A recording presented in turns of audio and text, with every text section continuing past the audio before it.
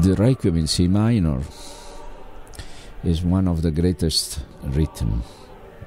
The entire history of religious music, Italian religious music, goes in the Cherubini Requiem.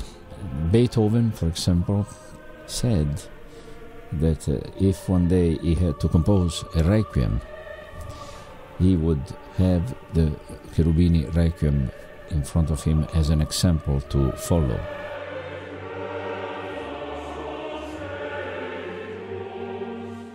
May I ask you about a few things in the score? Mm-hmm.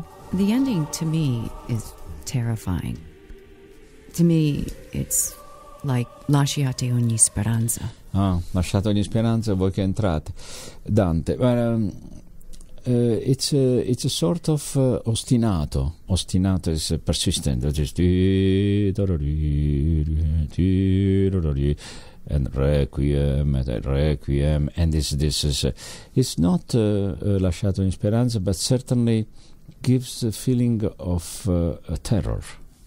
I listened to your recording. Do you take the basses down an octave? Not all of them. Some 3 or 4 voices that go to the C natural very low, just to give a color of real terror. You know, see. You more deep, more and more in the ground, no? Like in the grave. The grave.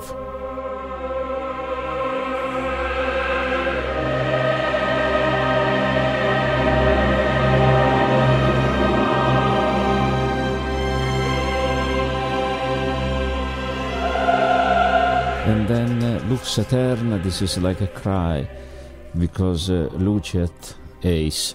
Lux Aeterna, practically you ask that an eternal light will shine for all of us. But the music doesn't say that, does it? See, it says, but you are asking for, and it's so terrifying that because you don't know if you will get it, if you receive it.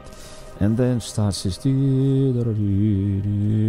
that comes directly from the music of the 18th century of the Italian bande. You know that when we have these funerals still now in the south of Italy, the banda follows the dead person to the cemetery, and so you have always a banda that plays a funeral march, and you have this element. It's like a lament, un lamento, no? It's painful to hear this. And the Cherubini uses this cell. Is correct, cell? Sì. And goes on forever. The Requiem Aeterno pianissimo. And these are like souls. Mezzosoprani, then the soprani, then the tenors, then the bassi, and then again the mezzosoprani, and then soprani. It's like the entire world of dead people asking for Requiem Dona. Dona is give them Requiem. No, it seems the cell always hovers around the A flat, and you hear that in the violas. No, no, also the violin. It goes for everywhere. But what is interesting that again you have this F minor that goes on, and then goes to the dominant, and then C major. So, again, the last chord is C major, like the Verdi Requiem. And it's interesting that it's exactly the same situation.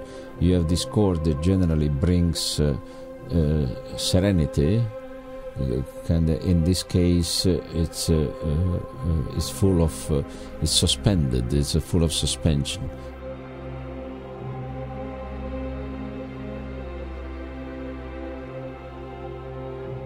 Because it doesn't solve on the tonic. It can go on even for many more bars, insisting on this, right? And then the bassi in the end, they disappear in the last chord.